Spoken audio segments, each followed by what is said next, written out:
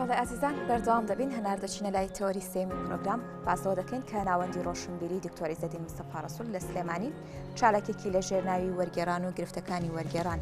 لە هەرێمی کوردستانە ئەنجامدا لەو چالەکێدا باز لە کێشە و گیری گرفتەکانی وەرگێڕان و واروها کاریگەری زمانە بیانیەکان کرا لەسەر وەرگێڕان بۆ مەبەستە لە ستۆدیۆی بەیانی کورسات نیوز میوانداری زۆر بەڕێز دکتۆرە عوفوسمان مامۆستای زانکۆ لامان ئامادێ دکتۆرگیان بەخێراتی سپاس بۆ ئامادەبوونت. دکتۆر پێشەوەی باز لە سازکردنی پانێڵەکە و ئەو چالاکیە بکەین کە کێشە و گیر و گرفتەکانی وەرگێڕانی تێدا خراپبەڕ و دەمەوێت پێناسەیەکی وەرگێڕان بکەیت. بەڵێ سپاس لە ڕاستیە وەرگێڕان ئەو بابەتە زۆر گرنگەیەکەوە ئەبێتە هۆی تێکەڵبوونی شارستانەکان و تاقیکردنەوەی میلەتان لە سەر پردی وەرگێڕان بەیەکەگەن هەموو میلەتان لەبەرەوەی بە تایبەتی بۆ میلەتێکی وەکو ئێمە میلەتی کورد کە تاقیکردنەوەی شارستانەتیمان ممکنە وەکو نەتەوەکانی تر نەبێت لە ڕووی پێشکەوتن و لە ڕووی تەکنۆلۆژیاوە لەبەرەوە ئەشێت سوودێکی زۆر ببینین لە وەرگێڕان بە تایبەتی ئەو کتێبانەی کە زیاتر هانمانەیە بۆ چوونە پێشەوە بۆ وەرگرتنی شارستانیات بۆ تێکەڵاوبوونێک لە ئاستێکە کە بتوانین ئێمەش بچینە ڕیزی میلەتەکانی ترەوە و هەر وەرگێڕانیشە کە کاتی خۆی لە سەردەمی عەباسیەکانە ڕۆڵێکی زۆر گەورەی بینیوە بە تایبەتی لە سەردەمی خەلیفە مەئموونە کۆمەڵێک وەرگێڕی زۆر بەناوبانگ دەرکەوتون وەکو حەنینی کوڕی ئیسحاق و ئیسحاق خۆی و عەبدوڵای کوڕی مقەفع و ئەمانە هەرچی فەلسفەی یۆنانی هەیە محاوەراتی ئیفلاتون و ئەرستۆ ئەوانە هەمویان کردووە بە عەرەبی لە ئەنجامی ئەو حەملە وەرگێڕانە کە کراوە لە سەردەمی عەباسیەکانە حەرەکاتی فکری دروست بووە بۆ نمونە موعتەزیلەکان ئیخوانە سەفا مورجیئە قەدەری جەبری ئەوانە هەمووی بەهۆی تێکەڵاوبوونی شارستانیەتی و فەلسفەی یۆنانیەکانەوە بۆ ناو عەرەبەکان و ئەمە کاریگەریەکی زۆریشی هەبوو بۆ هەندێک جوڵەی سیاسی جوڵەی شۆڕش بە تایبەتی وەکو ئەوانەی کە بابک خۆڕەمی و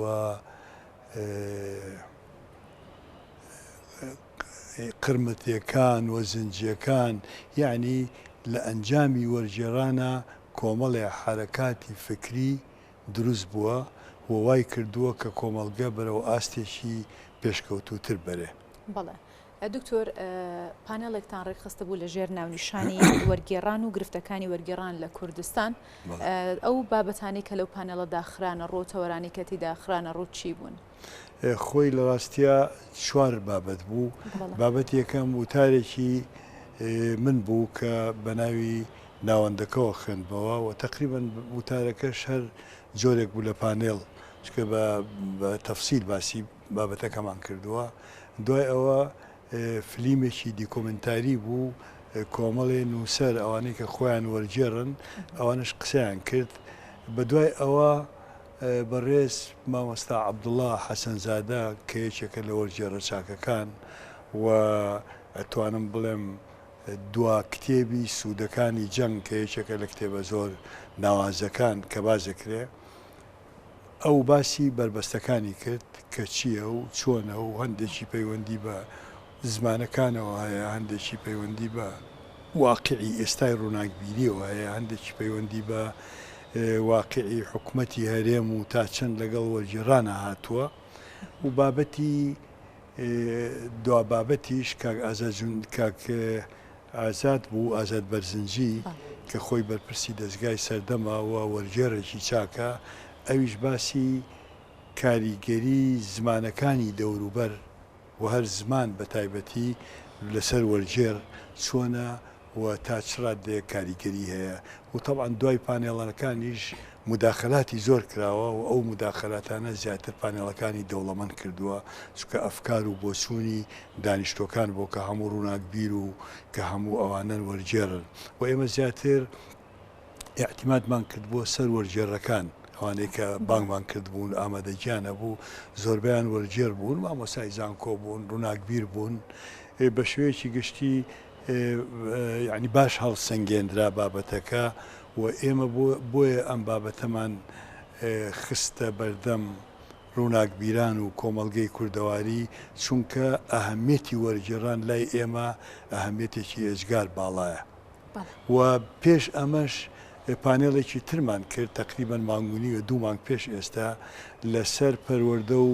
و خوێندنی باڵا ئەوەش یعنی دیسان بابەتێکی زۆر گرنگ بوون کە ئێستا پەروەردە و خوێندنی باڵا توانی بڵێ لە قەیرانایە و کێشەی زۆرە و بە بەراورد بە ساڵانی پێشوەوە هەنگاوی بەرەو پێش نەناوە لەبەرەوە ئێمە ئەو بابەتانە زیاتر کە ئەخینە پێشاو کە بابەتی کاتی گرنگن و ڕۆلی کاریگەریان هەیە لەسەر کۆمەڵگای کوردەواری. باشە دکتۆر بە شێوەیەکی گشتی لەو پانێڵەکەدا چەند تەوەرێک باس کراوە وەکو ئاماژەت پێدا یەکێک لەوانە کێشەکانی وەرگێڕانە لە ئێستادا لە هەرێمی کوردستان و لە عێراقدا دیارترین کێشەکان چین؟ ئایا وەرگێڕان لە ئێستادا لە چ ئاستێکدایە لە هەرێمی کوردستان؟ هەندێک لە کێشەکان بابەتین هەندێکیشان خودین پەیوەندی بە خودی وەرگێڕەوە هەیە بەر لە هەر شێت یعنی بابەتەکان خۆتان نەزان بابەتی فەلسەفی هەیە بابەتی سۆسیۆلۆژی هەیە بابەتی زانستی هەیە بابەتی ئابووری هەیە لای میلەتان و لە وڵاتان هەر بابەتە و وەرگێڕی تایبەتی خۆی هەیە چکە هەر بابەتە و کۆمەڵی ئێدومە و مستەلەح و زمانزانی و دنیابینی خۆی هەیە لای ئێمە بەداخەوە ئەو پرۆفیشناڵیە نییە یعنی هیوا هەیە لە یەک کاتا بابەتی فەلسەفی وەرەژێڕێ بابەتی سیاسی وەرەژێڕێ بابەتی سۆسیۆلۆژی وەرەژێڕێ دیارە ئەمە بە زیانشکێتەوە مەقولەیەکەیە ئەوانەی کە تیورسازی وەرگێڕانیان کردووە ئەڵێ وەرگێر خیانەت لە هەردوو زمانەکەیەکە واتە یعنی زاڵ نییە 100% بەسەر هەردوو زمانەکە کاتێک کە زاڵ نابێ کاریگەریە کاتە سەر جۆری وەرگێڕانەکە اینجا لای خۆمان تۆ وەرگێر 2 زمان ئیش لەسەر 2 زمانەکە لە زمانێکە دەقەکە وەرەژێڕێ بۆ ئەویتر جاری وا هەیە تۆ زمانی دایک زمانی خۆتە لەوا بەهێزی لەوا بە توانای بەڵام لە زمانەکەی ترا لاوازی ئەمە کاریگەریە کاتە سەر وەرگێڕانەکە بە تایبەتی زمانی عەرەبی زمانی عەرەبی زمانێکی قوڵە زمانێکە پێویستی بەوە هەیە کە تۆ فقی لوغەکە بزانی بەڵام لای خۆمان یعنی کەمتر زاڵە بن بەسەر زمانی عەرەبیە چکە ئەم زمانە تقریبا ئەم ساڵ لە یادی زمانی عەرەبیە ڕۆژی زمانی عەرەبیە سەرژمێریە کراوە ئەڵێ زمانی عەرەبی مفرداتەکانی 12 ملیۆنە بەڵام مفرداتی زمانی ئینگلیزی 600,000 هی تورکی 111,000 هی ئینگلیز 150,000 ئەمە ناکاتە ئەوەش کە ئەم زمانانەی کە مفرداتەکانیان کەمە وەرگێڕی خراپیان هەبێ یا زمانەکە دەستکورت بێ بۆ وەرگێڕان نا زمانی عەرەبی ئەو 12 ملیۆنە زۆربەی ئێستا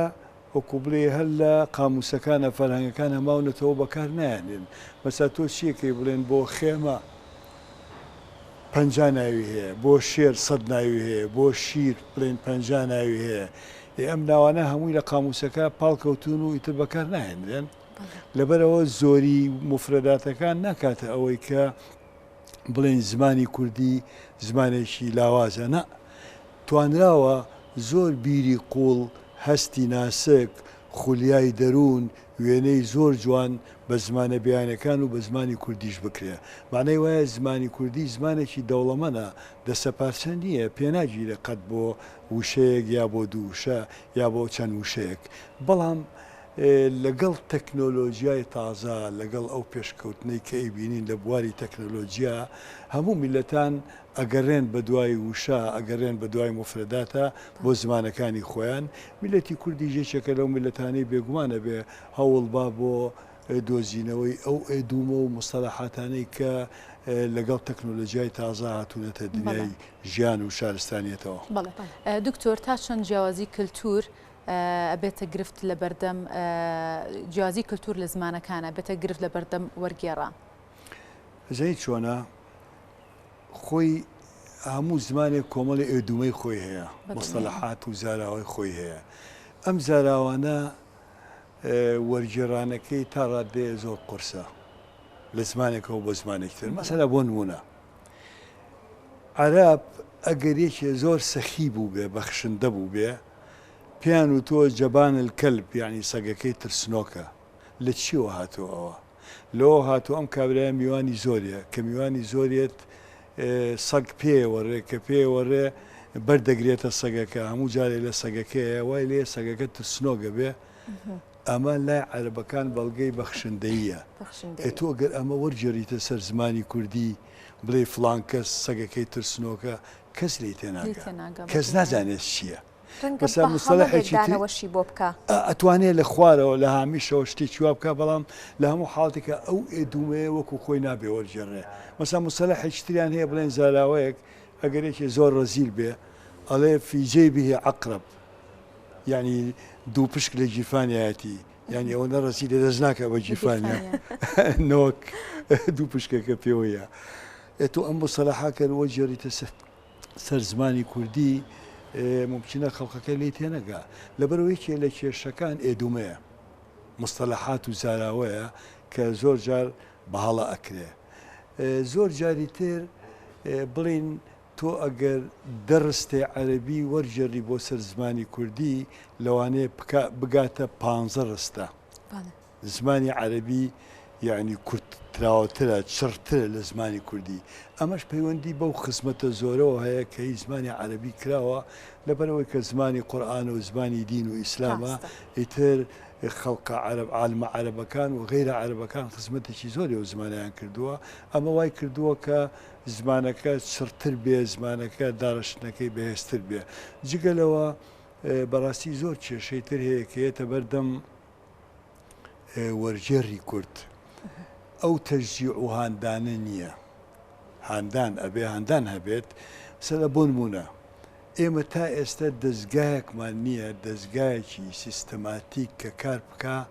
بۆ وەرجێڕان ئەم دەستگایە تەسەورەکەن لە سەردەمی عەباسیەکانە بەر لە 1000 ساڵ پتر دەستگایەکە بۆ بەناوی دارالحیکمە لە سەردەمی خەلیفە مەئمونە لە ساڵی 1870 لە میسر دارالئەلسون هەبووە خاص بە تەرجمە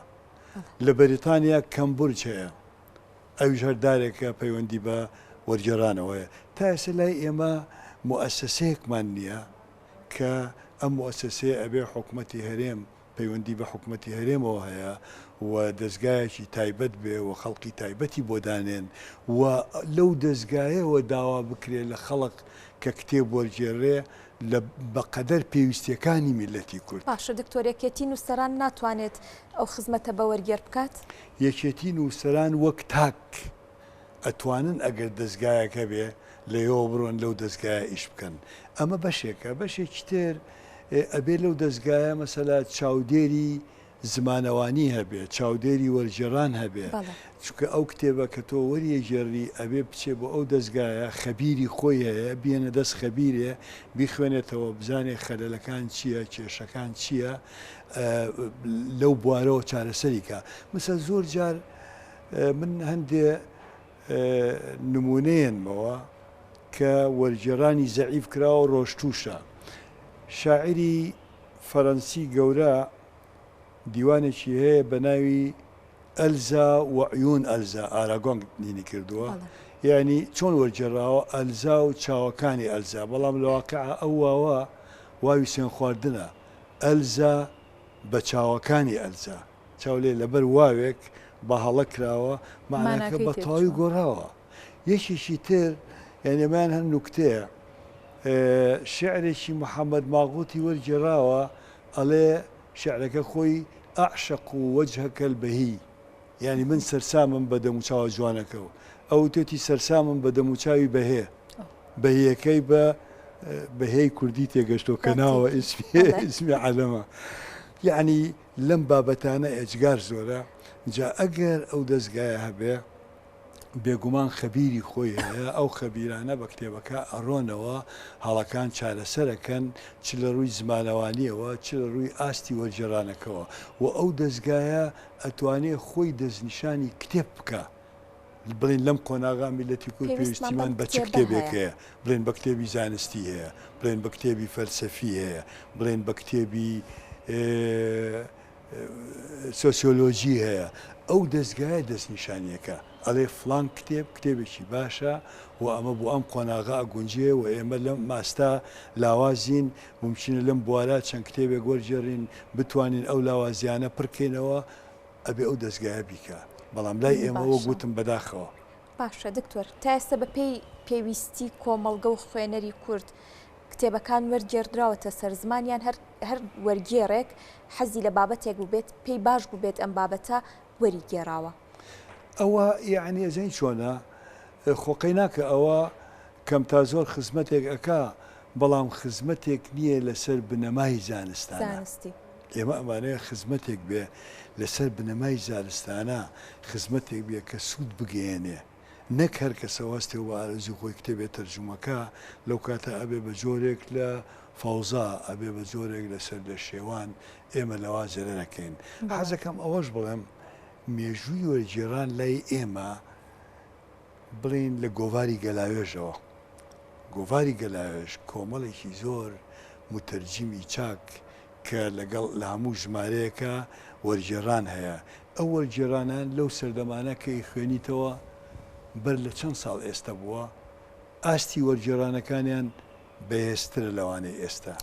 چونکە کوردیەکەیان باش زانیوە، ئەو زمانش کە وەریان گێڕاوە لێوەی ئەوەش باش تێگەشتون. بەڵام ئێستا تۆ زمانی دایک باش زانی، بەڵام زمانەکەی تر باش نازانی، لەبەرەوە تووشی شکست دەبی. باشە ببوورە کاتە وەرگێڕ لە ئێمە بەکیڵەن وەرگێڕ هیچ مەرجێک هیچ سانسۆرەکەیە لەسەر وەرگێڕ کابێت مەرجەکانی چی بن بۆ ئەوەی ببێ بە وەرگێڕ وەکو خۆت پێشتر باست کرد کە چەند بابەتێک هەبوون بە هەڵە وەرگێڕدراون، ئەمانە کێ بەرپرسیارە لەو شتە؟ خۆی بەرپرسیاری یەکەم خودی وەرگێڕەکەیە کە ئەبێ لە خۆیان ئەو توانایە ببینێتەوە بۆی کە وەرگێڕان بکە. کاتێک کە ئەو بووە ئەزانێ تواناکەی هەیە، هەوڵ ئەیە، بەڵام هەوڵەکەی ناگاتە ئەنجام. لەو کاتاوە گوتم دیسانەوە ئەبێ بگەڕێنەوە بۆ دەستگایەک، بۆ شوێنێک کە نەهێڵدنن چاپ کرێ، هەتا نەچێ بەو دەستگایە. ئەو دەستگایە خەبیری هەیە، خەبیرەکەی خوێنێتەوە، هەڵەکان چارەسەرەکە، ئەو کاتە تا ڕادەیەک ئەتوانێت خزمەت بگەێنێ. یعنی وەرگێڕان جگە لەمانش کە فکر تایاتێ، کە هزر تایاتێ، کە عەقڵ و وەشیاری دایاتێ، کە تاقیکردنەوەی وڵاتان تایاتێ، جگە لەوەش زمانەکەی خۆش و بەهێزەکە، زمانەکە قوڵترە بێتەوە، فراوانترە بێتەوە، بە دوای وشەی نوێ ئەگەڕێی زیاتر چالاگەبی لە وەرگێڕانەکانە. معنەی وایە زمانی کوردی یەکێک لە هۆکارەکان بۆ دەوڵەمەندبوونی و بۆ زیادکردنی زاراوەکانی و بۆ دۆزینەوەی وشەکان وەرگێڕانە. بە تایبەتی ئێمە بڵین ئەگەر وشەیەکت دەست نەکە و لە لەهجەی سۆرانیە ئەچی بۆ گۆرانی، بۆ هەورامی، ئەچی بۆ بادینانی، ینی هەرگیز پەکن ناکەوێت، هەرگیز پەکن ناکەوێت. بەڵێ جێگرەوە هەیە، بەڵگەی دەوڵەمەندی زمانەکەیە. جا بۆی بمانێت زمانەکە زیاتر دەوڵەمەند بێ و بە سیستەماتیک دەوڵەمەند بێ، ئەبێ ئەو دەستگایە هەبێ. جگەلەوە حەزەکەم شتێکی تر بڵێم کە ئەمەشیان زۆر گرنگە بەڕاستی. تا ئێستا ئێمە بەداخەوە لە قوتابخانەکانمانە بە دوو زمانە خوێنین، بە دوو لەهجە کتێب وەرگێڕاوە. معنەی وایە زمانی یەکگرتووی کوردی، زمانی ستاندارد دروست نەبووە کە ئەمە بۆ ئێمە زۆر ناخۆشە. کاریگەریەکەی لەسەر کەسی وەرگێڕ چی ئەبێت دکتۆر؟ کاریگەریەکەی ئەوەیە بڵێن من لەهجەی کرمانجی خواروو کە سۆرانیە ئەوە ئەزانم، زاراوەی ئەوێ نازانم، معنەی وایە مەحرومە بملەوە. وەختی خۆی فەیلسوفێکی ئەڵمانی لەنچی وتووە، وتوێتی من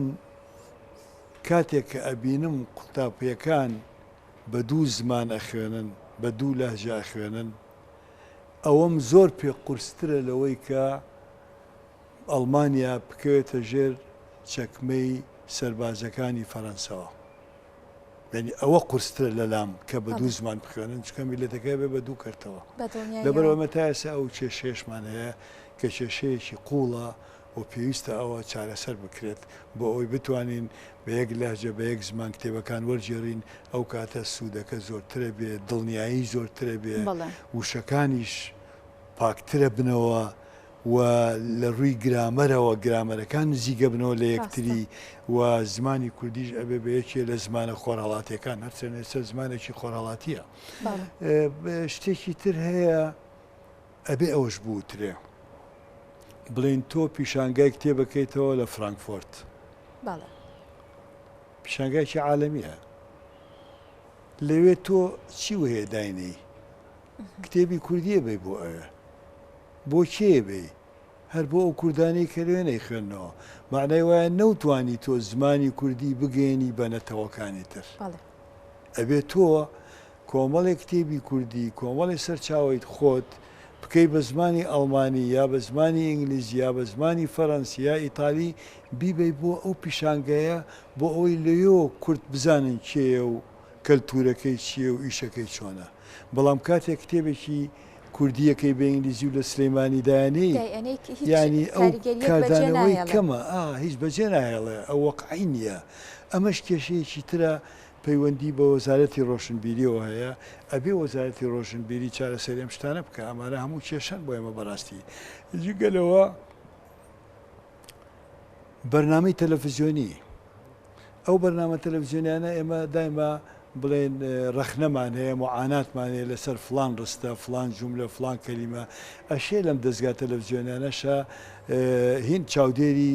زمانەوانی هەبێ چاودێری زمان هەبێ بۆ ئەوەی کە نێڵێ هەڵەکان بڕوا بە تایبەتی لە وەرجێڕانی فلیم و هینەکانە کە ئەیبینین هەڵی زۆری تایە و مەفروزە ئەوەش چارەسەر بکرێت. باشە دکتۆر یەکێک بۆ نمونە من ئەگەر وەرگێڕمە مێ کتێبێک وەربگێڕم کێ سەرپەرشتیە و وەرگێڕانە ئەکات دواتر کە من کارەکەم تەواو کرد کێ هەڵەچنی بۆ ئەکات ئەو ئەرکە کێ گرێتە ئەستۆی بۆ یەگەر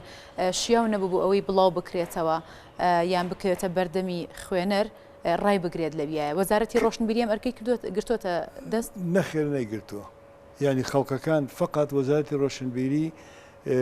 کتێبەکە ئەبەی ژمارەی سپاردنەدایەتێ بەڵام یەکێک نییە مختص پێ بە ئەوەی کە بە کتێبەکە بچێتەوە لە ڕووی وەرجێڕانەوە بۆ چارەسەر بکە هەڵەکان چکە ئێمە کتێبەکان کە خوێنینەوە پڕە لە هەڵە معنەوەیە چارەسەر نەکراوە ئەبێ چارەسەر بکرێت اینجا من ئەمە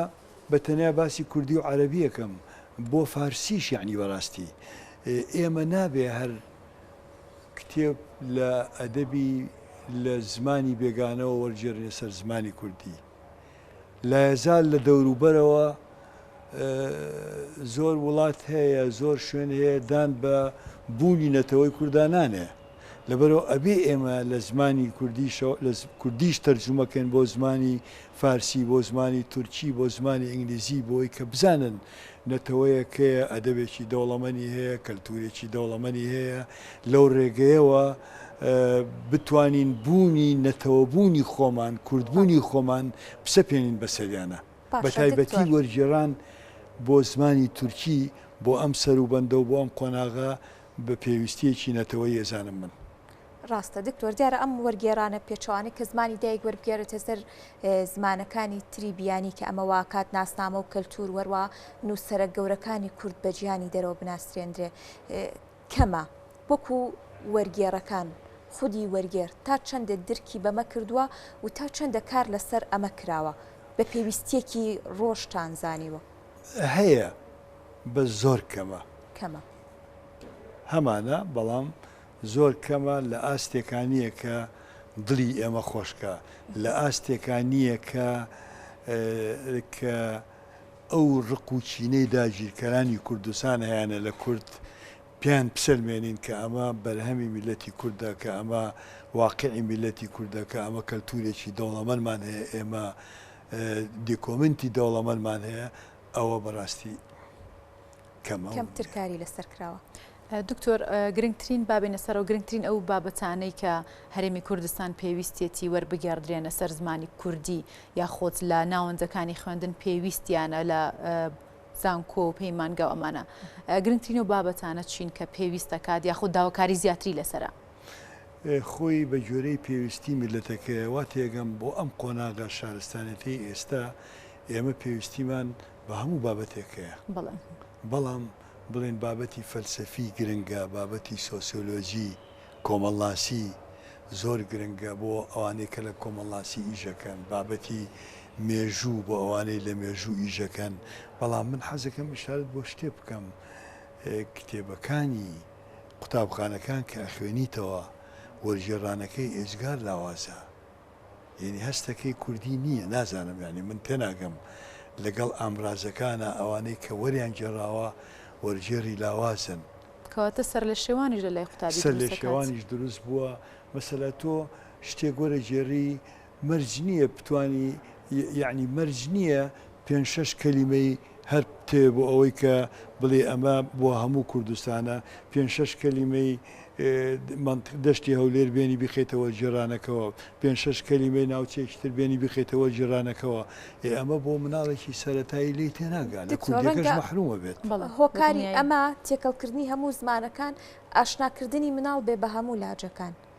ڕەنگە ئەمە هۆکارەکەی بێ بەڵام بە بڕوای تۆ ئەمە ڕاستە آخر ئەمە یعنی زین چۆنە جاری وای مامۆساکەش کەلیمە کوردەکەی ئەو ناوچەی تر باش نازانێت ئەوێ شەرحی کا بووی ئەبێ بە ئەرکێکی قورسی تر دیسانەوە بەسەر مامۆستاکەەوە یعنی ئەمانە هەموو کێشەن مەفروزە لە دووسێ شوێنە کۆبنەوە لە وەزارەتی خوێندنی لە وەزارەتی پەروەردە لەگەڵ وەزارەتی ڕۆشنبیری یعنی ئەم دوو وەزارەتە زۆر ئەرکی قورسیان لەسرە بۆ وەرگێڕانەکان بەڕاستی باشە دکتۆرێکێکی دیکە لەو بابەتانی کە لە پانێڵەکە باس کرا کاریگەری زمانەکانی دەوروبەر و دراوسێ و زمانە بیانیەکانە لەسەر وەرگێڕی کورد و ئەو بابەتانی کە وەردەگێڕێتە سەر زمانی کوردی ئەو کاریگەریانە خۆی لە چی بینێتەوە ئەو کاریگەریانە بڵێن تۆ کاریگەری بابەتی هەیە لە ئەدەبی فارسیا بڵێن لە ئەدەبی فەڕەنسیا بڵێن لە ئەدەبی رووسیا بڵێن بەرهەمێکی بەهێزی دیستکۆفسکیە بینی ئەمە بەلاتەوە زۆر گرنگە کە خوێنەری کورد ئەم بەرهەمە خوێنێتەوە ببینێت چونکە یەکێکە لە شاکارەکان یەکسەر ئەگەر وەرجێربی وەرجێرێکی باش بی یا جاری وایە سۆزێک ڕادەکێشێ جاری وایە بەرجێرێکی باش نی بە سۆزێک خۆشەویستێک بۆ بەرهەمە ڕادەکێشێ یەکسەر دەسەکەی بۆ وەرجێرانی بەڵام مەرج نییە سەرکەوتوو بیتایە مەسا ئەوانەی کە مارکیز نۆبلی وەرگرتووە الحب في زمن الكوليرا و100 عام من العزلة دوو بەرهەمی زۆر ناوازەن چەند جارێک وەرگێڕاون بڕواکەی من دەقەکانم بەراورد کردووە لای خۆمەوە سێرەکەم هەندێ مانای زۆر جوان کە ئەبوو ئەو مانایانە جوانتر دەرخرێ بە باشی دەرنەخراوە هەمووشی ئەوەیە کە تۆ چیەکەی ئەدەبەکە بڵێن لە زمانی ئینگلیزیەوە وەرگێڕاوە بۆ فارسی لە فارسیەوە بۆ عەرەبی تۆ لە عەرەبیەوە تەرجمەیەکەی چەند جار ئەکرێ بڵێ گۆڕانکاری تیاکراوە بیری نووسەرێک بۆ بیری چەند جارێک ئەکرێ ئەو گۆڕانکاریانایتە ئەو گۆڕانکاریوا لە تۆکە کە تۆش بکەویتە هەڵەکەەوە یعنی تۆش ئەکەویتە هەڵەوە تۆ بەرهەمەکە و خۆشەوێ بەڵام لە زمانی ئەسلەکەی نازانی مەجبوری بەدوایە بگەڕێ بۆ شوێنێکی تر مەسەلا بەرهەمەیە ینی بەرهەمی ستانداڵ بڵێن